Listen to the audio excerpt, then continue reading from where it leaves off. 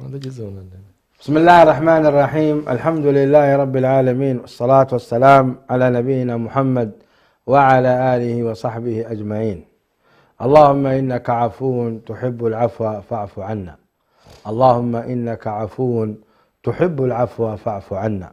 اللهم إنك عفو تحب العفو فاعف عنا. هذه هي الليلة 27 من رمضان لعام 1443 من الهجرة النبوية الشريفة، وقد تكون ليلة القدر، ولكن على ضعف من ذلك، لأننا نحسب أن ليلة القدر قد فاتت في ليلة 25. والله في زحمة هنا يا شيخ برهان. فعلى كل حال، من اجتهد في ليلة 25 فقد فاز، ومن اجتهد في ليلة 27 فقد فاز، ومن اجتهد في العشر الأواخر أيضا فقد فاز، لأن في الحقيقة اتباع السنة النبوية أعظم من اتباع ليلة القدر بلا شك في هذا. والسنة النبوية أن تجتهد في العشر الأواخر كلها، هذا هو الصحيح.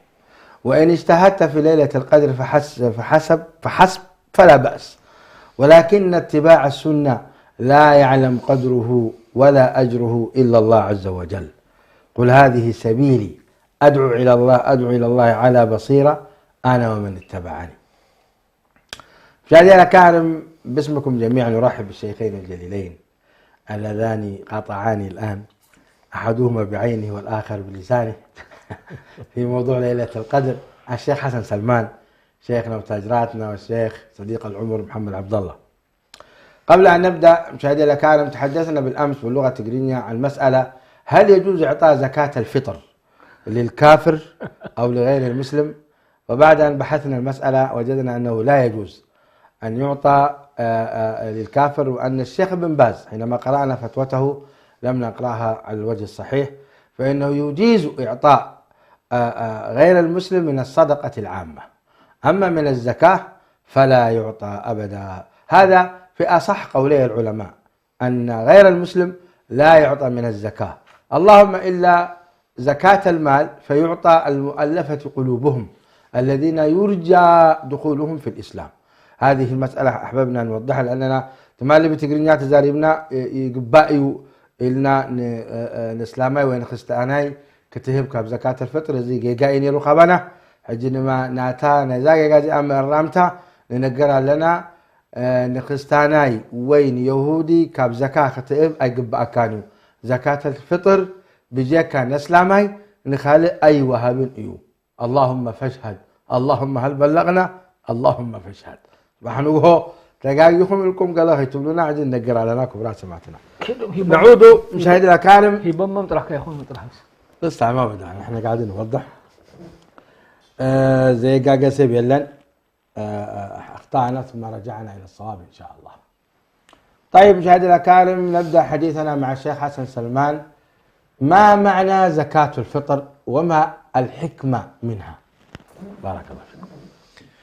بسم الله الرحمن الرحيم، الحمد لله رب العالمين، والصلاة والسلام على رسول الله الأمين وعلى آله وصحبه أجمعين، أما بعد، فإن زكاة الفطر هي صدقة من الصدقات، ترتبط هذه الصدقة بإكمال الصيام وتمامه، وتخرج قبل صلاة العيد طعاما، تخرج قبل صلاة العيد طعاما، وتسمى زكاة الفطر لارتباطها بفطر الصائم وتفطير الصائمين أو إفطار الصائمين، وتسمى زكاة الأبدان لأنها تحتسب على الأفراد، يعني تخرج زكاة الفطر بناء على الأفراد، عندك 10 أشخاص، عندك 5 أشخاص، عندك شخصين، تحسب هذه وتخرج عليهم الزكاة، فتسمى زكاة الأبدان وتسمى زكاة الفطر، وكلا الأمرين صحيح.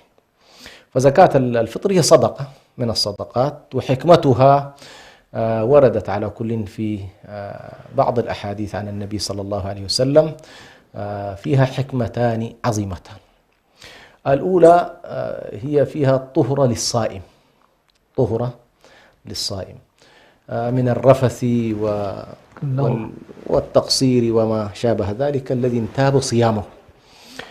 وهنا تأتي قضية وجه التعبد في زكاة الفطر، يعني فيها شق تعبدي،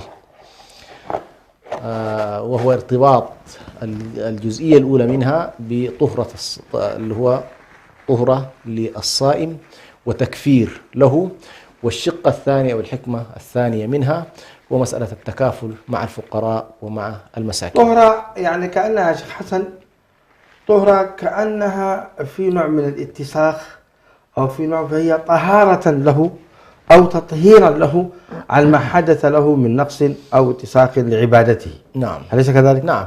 هي طبعا سبحان الله منسجمة مع نفس آية التوبة، خذ من أموالهم صدقة تطهرهم أيوه وتزكيهم بها. أيوه. فزكاة المال فيها طهرة فيما يتعلق بما يدخل على الأموال وما يدخل على النفوس وما فيها من شح وبخل وغيره.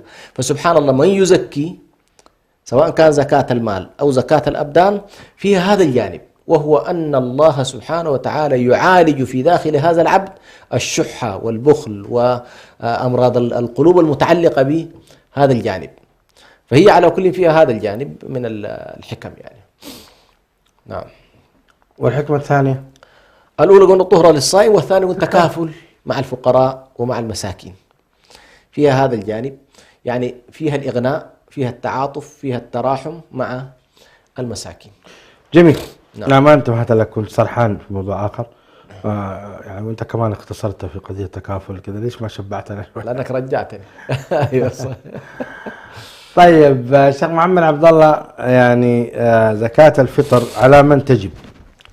على من تجب زكاة الفطر؟ هذه قضية مهمة جدا، ربما كثير من الناس يغفل عنها أو لا يعلمها بدقة. على من تجب؟ بسم الله الرحمن الرحيم، الحمد لله والصلاة والسلام على رسول الله وآله وصحبه ومن والاه. أولا ما ذكره شيخنا الشيخ حسن سلمان في الحكمة في إخراج زكاة الفطر، لها طبعا الموضوع له حكمتان. الحكمة الأولى حكمة التكافل، وهذه واضحة جلية، وأعتقد أن يعني معظم الناس يعرفون ويدركون ذلك. كثير من الناس لا يدرك أن هذه طهرة للصائم من اللغو والرفث، وهي حقيقة يتجلى فيها عظمة الله جل وعلا في رحمته بعباده. الله جل وعلا حينما أمر الناس بالصيام وأمرهم أن يكون صيامهم على نحو معين، إلا أن المسلم يعتريه النقص ويعتريه الخلل ويعتريه الخطأ، غيبة، نميمة، كذب، كلام لا يليق وكلام لا يرضاه الله سبحانه وتعالى. شبهه بعض العلماء بالخرقة المتسخة. فهذه الخرقة المتسخة حتى ينتفع بها وحتى تكون نافعة لا بد أن تغسل بالماء والصابون حتى تطهر. وربنا تبارك وتعالى جعل طهرة الصائم من اللغو ومن الرفث ومن الغيبة ومن النميمة وما شابه ذلك، جعله الله جل وعلا في إخراج هذه الزكاة. فلذلك مما ينبغي تداركه بالنسبة لنا كصائمين حينما نخرج زكاة الفطر استحضار مثل هذا الأمر حينما نخرج هذه الزكاة التي أمرنا الله عز وجل بإخراجها. جميل. جميل. الله جل وعلا حينما أمر بإخراج زكاة الفطر كما قال شيخنا تسمى زكاة الأبدان، فهي تخرج عن الصغير وعن الكبير وعن الذكر وعن الأنثى وعن الحر وعن العبد، عن الجميع تخرج زكاة الفطر. يا سلام. شاملة للجميع لا يستثنى منها أحد. كل مسلم. كل مسلم، نعم كل مسلم، صغيرا كان أو كبيرا، ذكرا كان أو أنثى، عبدا كان أو حرا، فهو يخرج عنه زكاة الفطر. طبعا ولي أمر البيت يخرج عنه وعن ذويه، وهكذا تكون زكاة الفطر عن هؤلاء. استحب أمير المؤمنين عثمان بن عفان رضي الله عنه إخراج زكاة الفطر عن الجنين في بطن أمه استحبابا. وطبعا عثمان رضي الله عنه من الخلفاء الراشدين المهديين المتبعين، الذين هم على سنة سيد المرسلين صلى الله عليه وسلم، فيستحب إخراج زكاة الفطر عن الجنين. هذا هو جميل. جواب طيب سؤالي. زكاة الفطر أنت قلت يا شيخ محمد أنه يجب على ولي أمر البيت إذا كان من أفراد البيت ممن يملك مثلا مالا يكفيه قوت يومه، هل ورد في هذا توجيه من العلماء أن يزكي هو عن نفسه أو لا، أو هو قائم يعني ومنتهي الموضوع على رب البيت؟ هي المسؤولية الأولى هي على رب البيت، ولكن من الأفضل أنه إذا أحد أفراد الأسرة ملك قوت يومه أو كان عنده راتبا أو كان عنده مكافأة شهرية أو ما شابه ذلك وهو يملك ويستطيع أن يخرج زكاة، فمن الأفضل أن يخرج هذه الزكاة. طبعا لاعتبارات كثيرة. أولا لاعتبار تحمل المسؤولية، ثانيا لاستشعار عظمة هذه الزكاة في إخراج هذه الزكاة بنفسه هو، فيستشعر مثل هذه المعاني. ولذلك مما يجدر التنبيه عليه أننا مع أولادنا ينبغي أن نشعرهم بأهمية هذه الزكاة. فإذا كنت أنت ذاهب لتوزيع هذه الزكاة يفترض أو ينبغي أن تأخذ معك أولادك حتى يروا أن هذه الشعيرة شعيرة عظيمة وأنها تؤدى بهذا الشكل، بل ربما تكلف بعض أولادك بأن يذهب ويعني يرسل هذه الزكوات إلى فلان إلى فلان وما شابه ذلك، لأنه عملية الاستشعار هي مسألة مهمة جدا. لأنه كثير من الأسر ما يدرون عن زكاة الفطر، الأولاد ما يدرون، يعني يعرفون أن أباهم سيخرج هذه الزكاة ولكنهم لا يستشعرون هذه المعاني، فاصطحابنا لهم هو من الأمور الهامة في مثل هذه المسائل. أحسن الله إليكم وبارك فيكم. الشيخ حسن سلمان، ورد جدل كبير بين العلماء في إخراجها طعاما أو إخراجها مالا، ما هو السنة في ذلك؟ ما هو فعل النبي صلى الله عليه وسلم في ذلك؟ ولماذا كان فعل النبي عليه الصلاة والسلام ذلك؟ طيب، بالنسبة للخلاف طبعا خلاف طويل وخلاف قديم. الثابت بالنص عن النبي صلى الله عليه وسلم إخراجها طعاما. ورد في بعض الأحاديث تحديد الأنواع، وورد في أحاديث أخرى لفظة الطعام أنها تخرج طعاما. وذهب بالذات عدد من المذاهب ومنه الشافعية إلى أن الضابط فيها أن تكون طعاما، بغض النظر كانت شعيرا، كانت قمحا، كانت أرزا، كانت تمرا، كانت زبيبا، المهم من الغالب، من غالب قوت البلد. يا سلام. فهذا هو النص، ومن أتى بالنص فقد أدى ما عليه، هذا بلا خلاف، يعني لا أحد ينازع في أنه والله موقفه صحيح أو ليس صحيح. يعني ما في خلاف في أن من أخرجها طعاما فقد أدى، فقد صح وأدى ما عليه، هذه لا خلاف فيه. الخلاف فيما لو أخرجها مالا. لماذا؟ لأنه خرج من دائرة النص إلى الاجتهاد في النص نفسه. نحن لا نريد الآن نقول إلى المصادمة للنص، لا، ذهب فيه هو النبي صلى الله عليه وسلم حددها طعاما. ويقال أن الذين أرادوا أن يخرجوا من دائرة النص بحثا عن المصلحة، الطرف الأول يقول لك المصلحة متضمنة في النص. يا سلام. مصلحة نفسها متضمنة في النص. حقيقة وأنا أفكر اليوم في هذا الموضوع نظرت إلى الشق التعبدي اللي نحن الآن قلنا الحديث نفسه حدد طهرة للصائم وإغناء للفقير. صحيح. لاحظ هنا، فالالتزام بها نصا كما جاءت لا خلاف بأنه والله عملية الطهر هذه حددت لك الشريعة وجه الكفارة أو الوجه المطلوب في الإطعام. لا تستطيع الآن هنا أن تبحث عن مصلحة أخرى. المصلحة عينها متحققة وين؟ متحقق في الالتزام بالنص. مثل الكفارات، يعني الآن لو واحد قال والله أنا أريد في الكفارات أن أجتهد، كفارات الطعام، كفارات القسم، كفارات الظهار، كلها لو أراد أن ينتقل من دائرة النص وهي لنفس للفقراء للمساكين، لو أراد أن ينتقل إلى مصلحة الفقير يبقى في إشكال. الزاوية الثانية سبحان الله أيضا هذه قد تكون من فتوحات هذا الشهر، وهو أن الله سبحانه وتعالى جعلنا نمتنع عن الطعام والشراب شهر كامل. وأراد مباشرة بعد أن يعلمنا أهم درس، ارتباط هذه القضية بالطعام.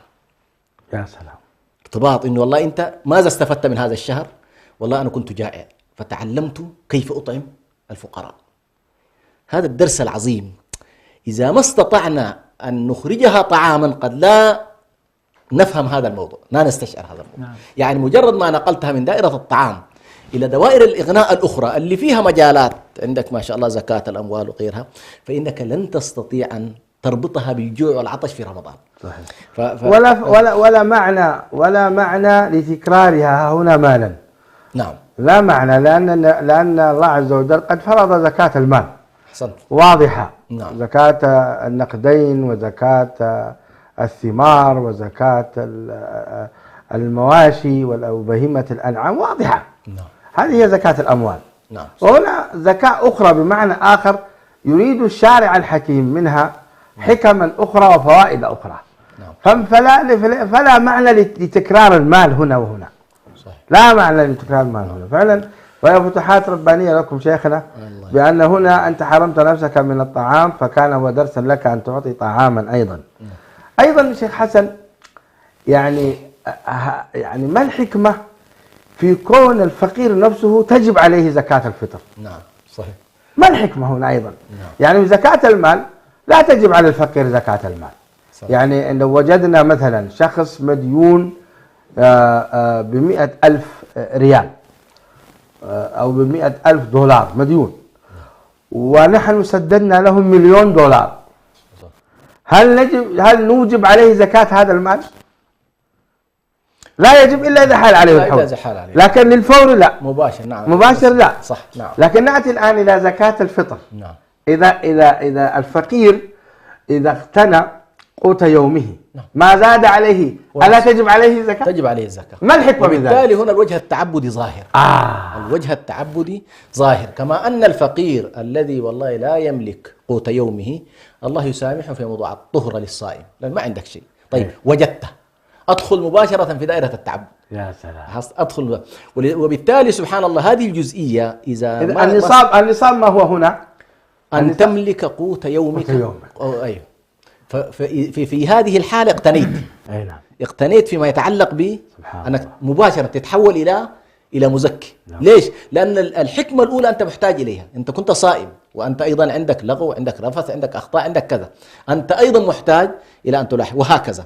تأتي إشكالية أخرى وبعض الناس يقول لك يا أخي أعد بالله كلامك هذا. نعم. كلامك الأخير ده أعده. أيوه. يعني أنت كفقير. نعم. صمت وعندك أخطاء. أيوه. والله سبحانه وتعالى الحكمة من موضوع زكاة الفطر فيها زاوية إيه؟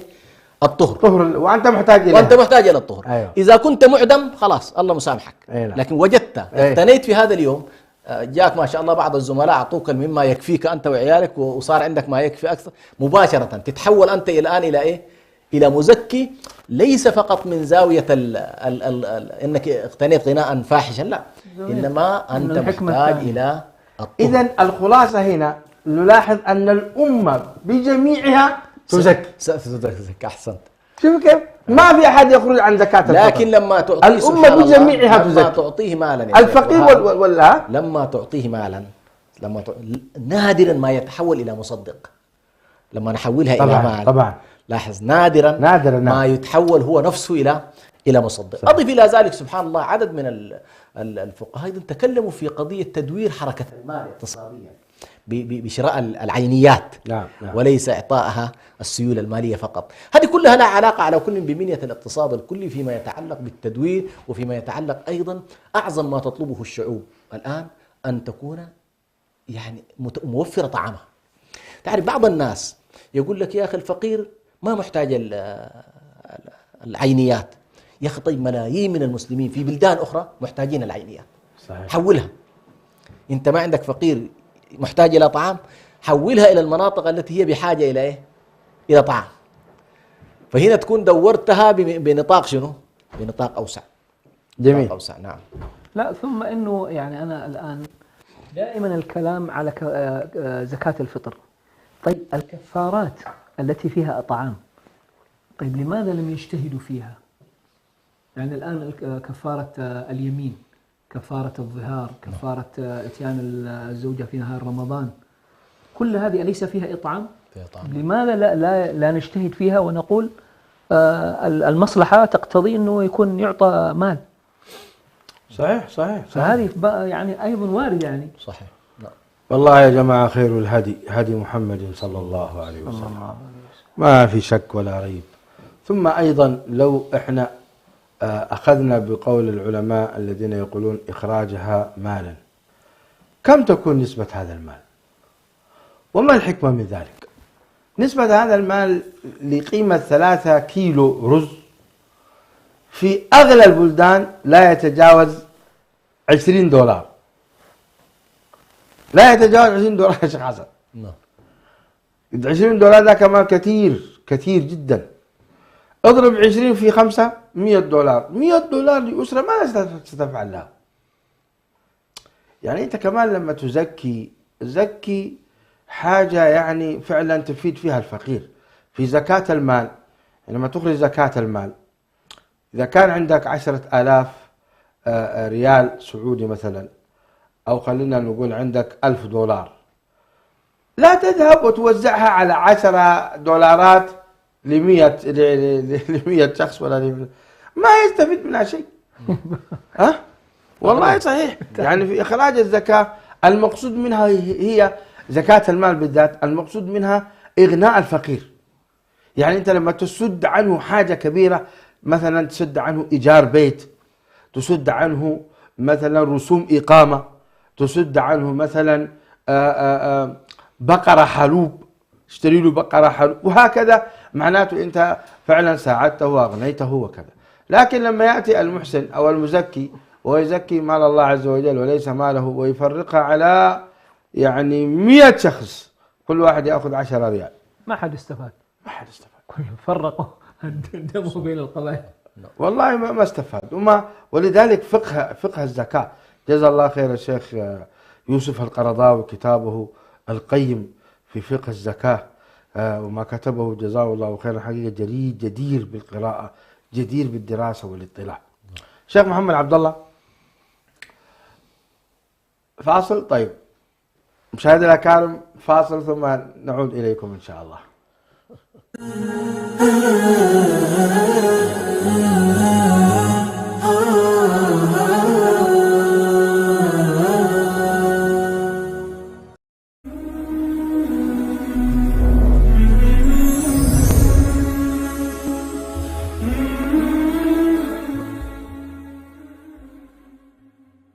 رغب النبي عليه الصلاة والسلام في التماس ليلة القدر في العشر الأواخر من رمضان، خاصة في الليالي الوترية منها.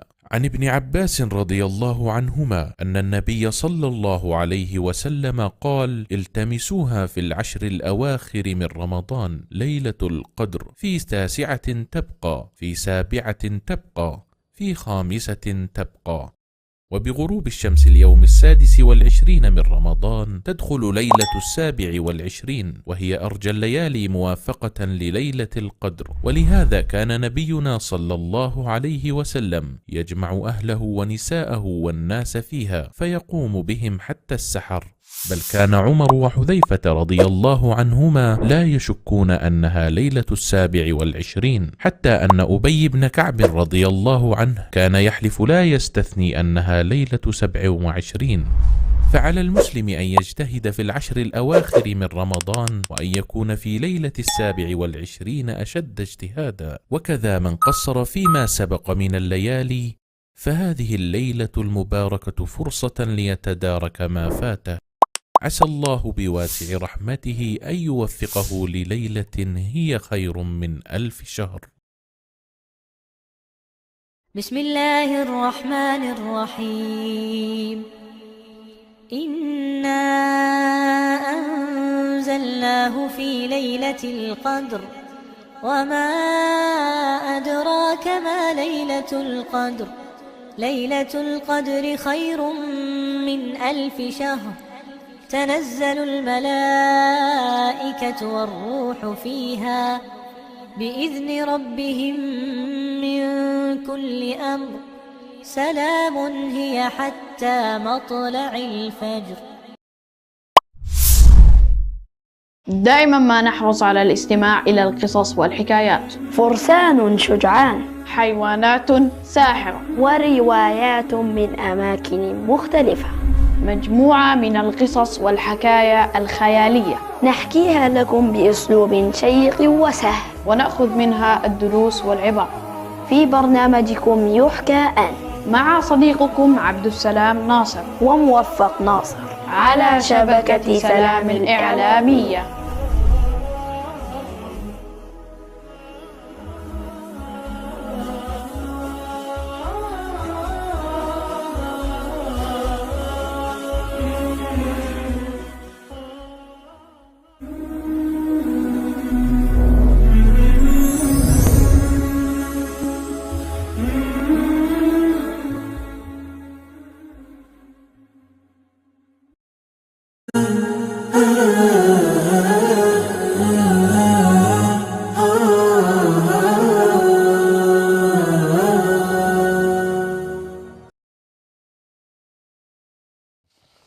رضي الله عن عثمان بن عفان. السلام عليكم مشاهدينا الكرام، عدنا والعودة أحمد.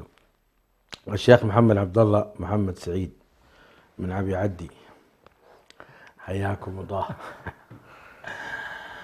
نحن نتناقش حول زكاة الفطر، كم نصابها ولمن تعطى. كم نصابها هذا مهم، لأن كثير من الناس يحتاج أن نذكرهم بنصابها، سواء كانت يعني طعاما أو تمرا أو رزا أو شيء من هذا القبيل، وفي نفس الوقت لمن نعطيها، لأن كثير من الناس أيضا يعطونها للماشية، يعطونها للذين هم في الشوارع، يعطونها لمن يسألونها.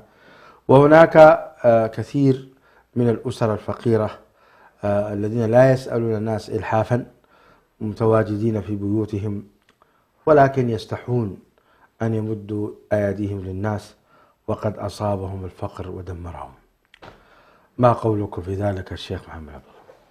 أولا بالنسبة للمقدار الواجب إخراجه، طبعا في تجاذبات. نحن طبعا حنتكلم في الخلاصة، بمعنى ما حندخل الصاع وما صاع، لا حندخل كم كيلو. تمام. أيوه. طبعا في يعني بعض أهل العلم يقولون 2 كيلو 40، بعضهم يقولون 3 إلا ربع، لكن الأحوط والذي تطمئن إليه النفس أن تدخل 3 كيلو كاملة زكاة، وما زاد هو صدقة لك. نعم. يا سلام. هذا طيب شيخ محمد، هنا قف بالله عليك، شوف كم أعطى الله وكم أخذ منا. لا شك هذا يتجلى في كل أنواع الزكاة. لا إله إلا الله. ما يأخذه الله عز وجل يعني كتكافل اجتماعي لإخواننا الفقراء والمساكين، هو بحد ذاته يعني ليس ضارا بأهل المال، يعني يخرج هو في غاية الارتياح. وين الضرر؟ لا يوجد، بالعكس، بل ما يستفيد منه المزكي يعني أكثر بكثير مما يدفعه. أي والله. فلذلك يعني الزكاة على اسمها هي زكاة. يعني رب العالمين أعطى كثير وأخذ قليل جدا جدا جدا، وهذا القليل هو أصلا لمصلحتنا. نعم. يعني أنا أتذكر دائما في آيات أحكام القرآن الكريم، يريد الله بكم اليسر. صدق الله العظيم. اليسر. الآن أنت تقول على كل شخص 3 كيلو. نعم. نحن الآن في تركيا 3 كيلو تعدل كم؟ 40 ليرة. 40 ليرة. 40 ليرة كم دولار؟ 40 ليرة يا والله 3 وشوي. 3 إلا. 3 إلا تقريبا. 3 إلا صح. 3 إلا دولار. صحيح. 3 إلا هي دولار. لا شيء يعني. ولو عندك 10 أشخاص 30 دولار. 30 دولار. 25 دولار. في المقابل إنها يعني تسد النقص الذي حصل في صيامك. نعم. تكمل صيامك كاملا، ترضي عنك الرب سبحانه وتعالى، يغفر الله لك، يختم الله لك شهرك بخير. كل هذه المعاني في 3 دولارات. سبحان ما الله. هذا الدين يا جماعة؟ لا شك، لا شك أن الله جل وعلا عظيم، وأن هذه الزكاة التي لا يدرك معانيها كثير من الناس هي في قمة العطاء من الله سبحانه وتعالى. هو عطاء، هو فضل من الله سبحانه وتعالى أن يأمرك أن تخرج هذا المقدار الذي لا يضرك، ومن ثم سينعكس عليك إيجابا في حياتك وفي صيامك وفي أولادك وفي إخوانك الذين أعطيتهم، يعني منح كثيرة في هذا العطاء. يا سلام. فعلى كل حال هذا هو المقدار الواجب إخراجه لأجل هذا. وأنا أريد أن أضيف، يعني كثيرا ما يتكلم بعض الإخوة يا أخي المال يعني أفضل أفضل أفضل، فأنا دائما أنصح الإخوة أقول لهم أخرج ما تطمئن إليه النفس وما يوافق السنة والشرع، ثم إذا أردت أن تزيد فوق هذا زد.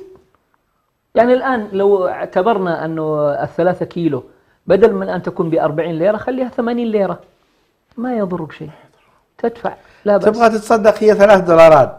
أيوة.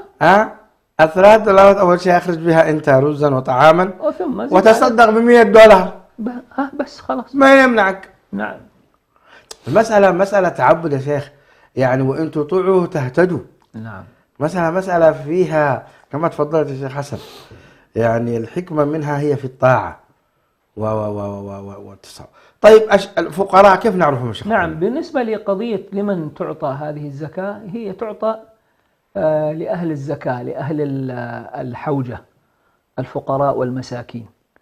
طبعا مما لا شك فيه أن الفقراء والمساكين ينقسمون إلى قسمين. هناك فقراء ومساكين مبتذلين يخرجون ويبحثون في كل مكان، يبحثون في طرقات، يبحثون على الأبواب، ويبحثون في الأسواق وفي كل مكان.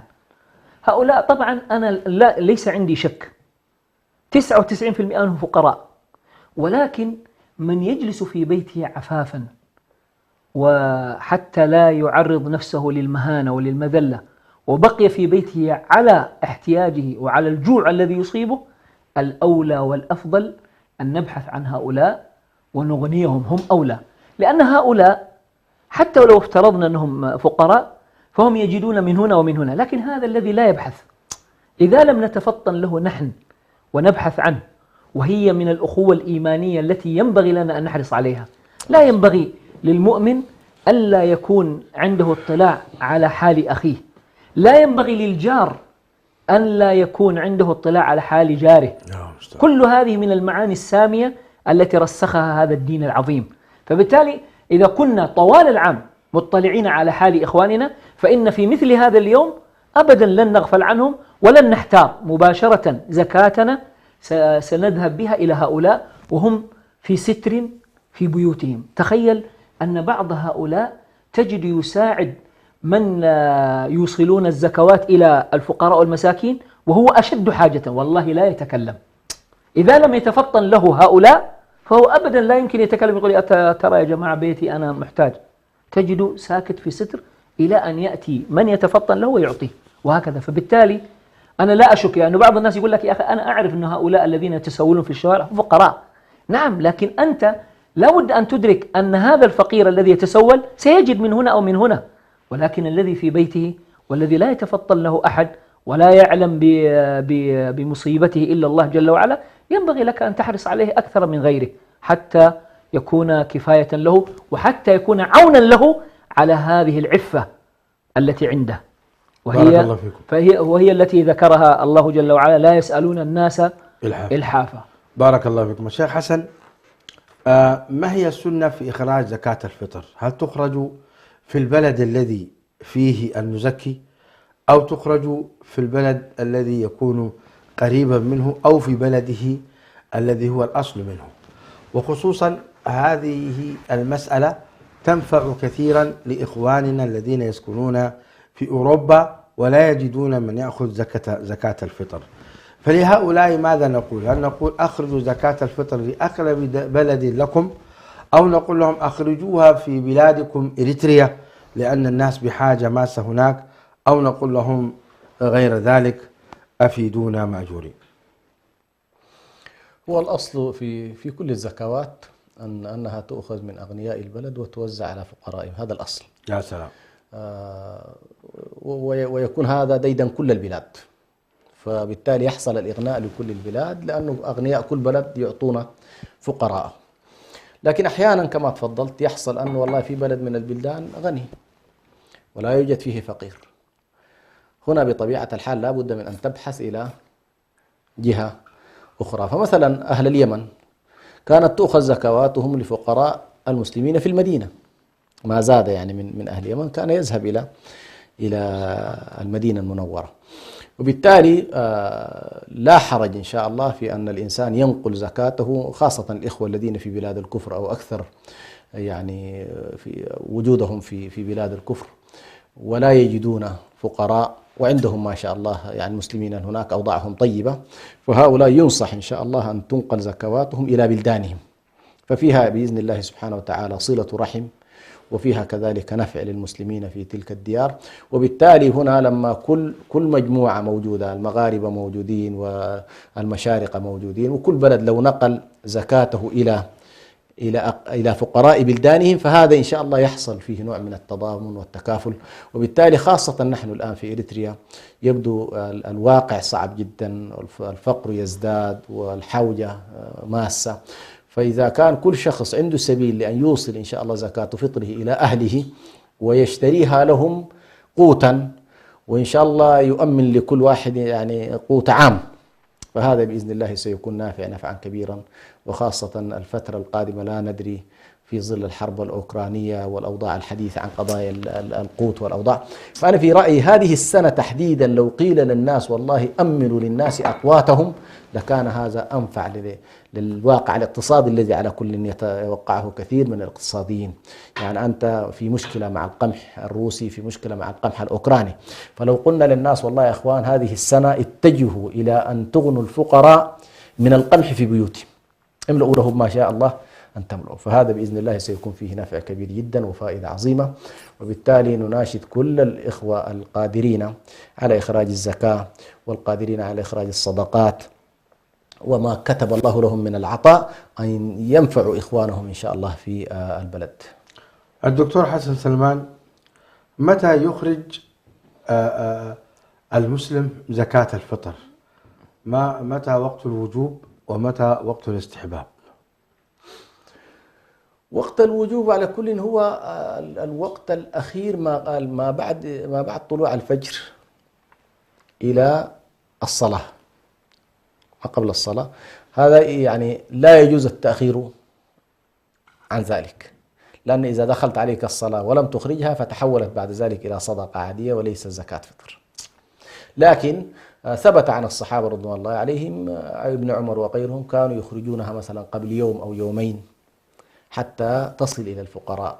وابن عمر كان في زمانه هنالك من تجتمع عنده الزكوات، يعني أحيانا أنت ما بترسلها مباشرة إلى الفقير، هنالك شخص قائم على أمر الفقراء كالمنظمات الخيرية الوكلاء. فمنظمة خيرية إذا ما جاءت الأموال أقل شيء قبل 3-4 أيام لا تستطيع مثلا أن توصلها، فيفضل من كان يريد أن يوصلها عبر وسيط أن يقدم 2-3 حتى يتمكن الوسيط من إيصاله. إذا كان والله لا أنت عندك فقير راصده شخص عارفه وسترتب أمرك وتذهب إليه، كل ما أخرتها فهو أفضل حتى ترتبط بالإغناء يوم العيد، نراعي فيها حتى ترتبط بالإغناء في يوم العيد وليس قبل ذلك. بارك الله فيكم. الشيخ محمد عبد الله، ما حكم من لم يزكي زكاة الفطر، إما نسيانا وإما تهاونا وتكاسلا، ما اهتم بهذه الشعيرة والعياذ بالله فما أخرجها في وقتها، وهناك من نسيها فلم يخرجها في وقتها.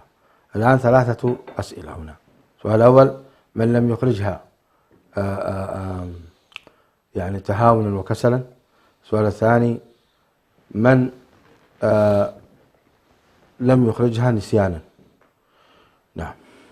طبعا ورد في الحديث عن النبي عليه الصلاة والسلام أن زكاة الفطر قبل صلاة العيد هي زكاة مقبولة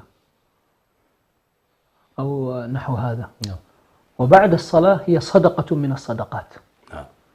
ولكن العلماء يقولون من كان ناسيا أو شغل فوجد نفسه قد انتهى من صلاة العيد وهو لم يزكي، يقولون فإنه لا تفوت بفوات الوقت فيخرج فورا.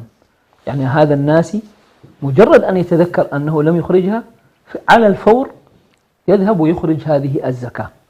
ولكن الإشكال في الذي تعمد يتهاون ويتكاسل ويتعمد، أما هذا لا شك أنه يأثم على ذلك، ويأثم إثم عظيم. كيف تترك مثل هذه الشعيرة وهي يعني خير لك في نفسك وفي دينك؟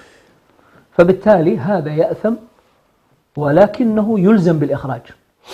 تبقى في ذمته. نعم، يلزم بالإخراج كصدقة. ولكنه يأثم. نعم، كصدقة. كصدقة. نعم. صدقة من الصدقات. كصدقة ولا كزكاة فطر؟ كصدقة. خلاص، هي النص يقول فاتت عليه. صدقة من الصدقات. وهذا يعني معلوم، لا وهذا غير تسقط عنه. معلوم. لا تفوت، لا تسقط عنه بمجرد الفوت. نعم.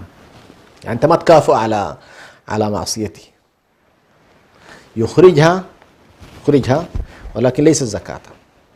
يخرجها ليش طيب إذا ما كانت تحسب له زكاة؟ صدقة من الصدقات، وهي حق للفقير. قد يكون الصدقة ليست واجبة. لا، قد يكون صدقة من الصدقات قد ليست يكون واجبة. عقوبة له على ما فعل. يعني حق الفقير لا هل يسقط. عندكم دليل في ذلك؟ حق مسألة الفقير اجتهادية. النبي عليه السلام يقول هي صدقة من الصدقات، هي صدقة من الصدقات، يعني هو حيخرجها ولكنها هو آثم، العبادة راحت عليه. هذا مفهوم كلام النبي هو صلى الله عليه فيها وسلم. أما حقيقة العبادة كثيرة. فراحت عليه وأصبحت صدقة من الصدقات. بعد إخراجها. نعم، لكن إلزام هذا الشخص الذي تهاون في إخراجها نقول له أخرجها الآن. هل عندكم دليل في هذا؟ لأنها حق. وهل عندك خلاف ذلك؟ لحظة، لأنها حق عندي خلاف للمسكين ذلك. فلا تسقط. علماء يقولون لا تسقط. حقه التعبد سقط، لكن حق المسكين باقي. حق التعبد راح عليه مع الصلاة. لا تمنع المسلمين. أما حق المسلم المسكين المنتظر زكاة هذا لا تسقط. ياخذ حقه يا أخي. على كل حال تحتاج إلى إعادة. إن شاء الله. لا بأس، لكن نقول أنا أعدي بها بعيد. كأن بعض مشايخنا يرون ما يعني لا تقبل منه أصلا، لأن هذه عبادة فات وقتها لا تقبل منه، فإذا أراد أن يؤدي ستكون صدقة من الصدقات. وهنا الفرق يا شيخ حسن بين أن تؤدى العبادة، إن الصلاة كانت على المؤمنين كتابا موقوتا. شيخ محمد بن عثيمين يقول إذا فاتته صلاة الفجر تهاونا وكسلا فلو صلاها لا تقبل منه، يقول شيخ محمد بن عثيمين، لأنه تركها أصلا، ترك وقتها. وهذا أيضا نفس الشيء، لكن تحتاج على كل حال يعني. نحن في المالكية على كل حتى لو فاتت لا تسقط منه، نوجب عليه لا تسقط، يلزمه القضاء. حقيقة. بس هنا أنا أقول نحن نراعي حق المسكين. نعم. يعني نراعي حق المسكين، مثل من يقول بأن هنالك شخص جمع مالا حراما.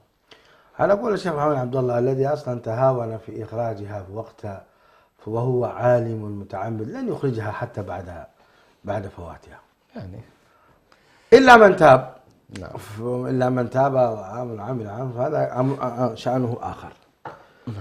طيب، يقول لك اتفق الفقهاء على أنها لا تسقط بخروج وقتها لأنها وجبت في ذمته لمن هي له وهم مستحقوها، مستحق. فهي دين لهم لا يسقط إلا بالأداء لأنها حق للعبد. أما حق الله في التأخير عن وقتها فلا يجبر إلا بالاستغفار والندامة. أي. وكلام وجيه، لأن هي شقين. شقين. شق متعلق بهؤلاء المساكين فلا يسقط، حقه. وشق متعلق بالله عز وجل فات، فهو يعني يخرجه ولا يعتبر له زكاة فطر، وفي نفس الوقت يأثم ولا يجبر ذلك أو لا يمحو هذا الذنب إلا أن يستغفر ويتوب إلى الله ويندم على ذلك. هذا تعليل على كل حال، ليس دليل، اجتهاد هو في النهاية. هو تعليل. بس اتفقوا الفقهاء. هذا تعليل من الفقهاء، طيب ولكن صب لنا القهوة التعليل ولا خليها عندنا. أبشر عندي أدلة. والله ما أنت أنا قاعد أدور عليها ما زاد لي خمر. على كل حال أنا لا أظن يا شيخنا، ما أظن أنه في إنسان يعني يتركها. أنا كنت أقول هذا كلام تعمدا. ما أعتقد تهاون يعني هذه المسألة على كل، حتى شيخ تكاسل الإسلام ممكن، حتى شيخ الإسلام تناولها في زكاة المال. زكاة المال الحرام الأصل أنه لا يقبل. أصل أنه لا يقبل. نعم. حتى لو لكن زكى. ابن تيمية يقول لا يسقط حق الفقراء والمساكين في هذا المال. فرق الشيخ حسن بين زكاة الفطر وزكاة المال. زكاة المال فعلا لو أسقطناها، يعني الشيخ محمد بن عثيمين رحمه الله يقول لا نسقط زكاة المال على صاحب الدين، لأنه يقول لو أسقطناها أسقطنا مبالغ ضخمة. يعني يجي يقول لك واحد ثري أصلا عنده أموال ديون باعتبار شركات أخرى تصل إلى المليارات، يقول لك هذا مديون لا تجب عليه الزكاة. كيف ما تجب عليه الزكاة؟ هذا مديون عنده، يقول لك لو أسقطنا الزكاة عن هذا أسقطنا مليارات الدولارات، لأن زكاة المال فيه تعدل مبالغ كبيرة جدا، فتجب عليه الزكاة حتى لو كان مدين. يقول لك فنظر إليها نظرة من وجهة كذا. أما زكاة الفطر هي أصلا لا تغني الفقير إلا قوت يومه فقط، المقصود منها شيء آخر، الحكمة منها شيء آخر.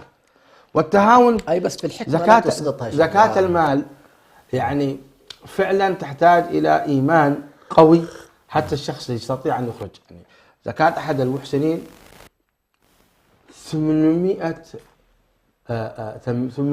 مليون ريال، 2.5% شيخ. ما شاء الله ايش عنده هذا؟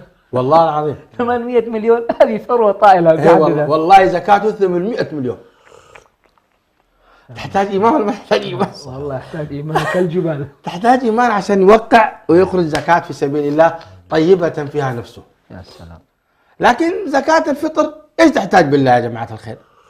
ولذلك أنا لا أظن إلا أن يكون جاهلا ما يعرف أو نفسه والعياذ بالله فيها ما فيها، نسأل الله العافية والسلامة. هذا خارج الإطار هذا. عموما وين البتاع أنا سقط رميت.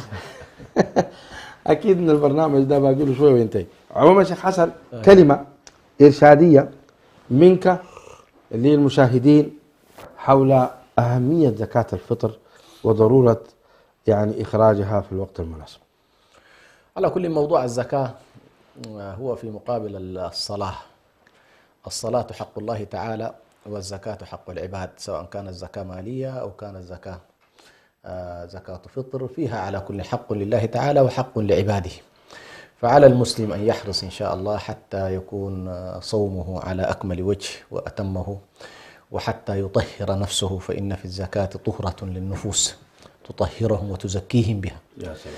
فهذه التزكية سبحان الله يلمسها من يصارع عملية البخل وعملية الشح، فأنت كأنما تجاهد نفسك بإخراج هذا المال، سواء كان مالا زكاة فطر أو غيره. فنحن إن شاء الله ننصح كل المسلمين بالحرص في هذه الأيام أن يجهزوا من الآن أنفسهم ويرتبوا أحوالهم حتى يخرجوا إن شاء الله زكاة الفطر، وحتى لا يحتاج المسلمون في كل مكان، لا يحتاج المسلمون الفقراء في هذا اليوم إلى أن يخرجوا ويتحسسوا الناس أو يتلمسوا. علينا أن نذهب بها. بدأ لي سؤال أيضا شيخ إلى حسن وأنت بيوتهم إن شاء تتكلم الله. كذا، بدأ لي سؤال. أنتم قلتم إنها طهرة للصائم. نعم. طيب هذا الطفل ما صام، يزكي عنه ليه؟ ما الحكمة في تزكية هذا الطفل؟ بما أنها هي زكاة أبدان، ورب البيت هو المسؤول عنها، كأنما قيل له بأن زكاتك في كل عائلتك، ويجب الطهر والبركة والخير أن لا يكون فقط قاصر على إيه؟ عليك أنت. يجب أن تشمل كل العائلة، تشملهم بهذا الخير وهذه. شيخ محمد عبد الله، خاتمة نختم بها على لسانك الطيب. كيف تبغى أن نختم الآن؟ تعجلت علينا يا شيخ برهان. والله أنا طولنا على الكنترول، وكان حديث ماتع وجميل حول زكاة الفطر، لكأنما لأول مرة أنا أدرس زكاة الفطر والحكم التي فيها، وكون النبي عليه الصلاة والسلام أخرجها طعاما وتبادل الناس في ذلك. يا سلام يا سلام. تعيش يعني حقيقة فترة من الفرحة والبهجة والسرور. الخاتمة لديك. على كل حال الحوار لا زال قائما في زكاة الفطر بين هذا وبين هذا، ولكن يبقى جوهر إخراج زكاة الفطر موجود، وأن الله جل وعلا يريد بنا خيرا عظيما. أنا أريد أن أنبه إلى أمر مهم نبهت عليه مرارا وتكرارا. استشعار هذه الشعيرة في النفوس أهم من عملية الإخراج، لأنه لما يستشعر المؤمن أن هذه شعيرة من شعائر الله العظيمة التي يريد بها خيرا بنا وخيرا بإخواننا، هذا الشعور بحد ذاته يجعل المؤمن يختم هذا الشهر بفرح عظيم. هو يشعر بفرح أنه أدى عبادة وطهرت يعني طهر لغوه ورفثه، ومن ثم أيضا إخوانه صار لهم غناء في مثل هذا اليوم العظيم الذي تتجلى فيه رحمات الله سبحانه وتعالى. نسأل الله عز وجل أن يغنينا من فضله. آمين. مشاهدينا الأكارم، اسمكم جميعا أشكر الشيخين الجليلين الشيخ حسن سلمان والشيخ محمد عبد الله، والشكر موصول لكم على حسن متابعتكم، والسلام عليكم ورحمة الله وبركاته.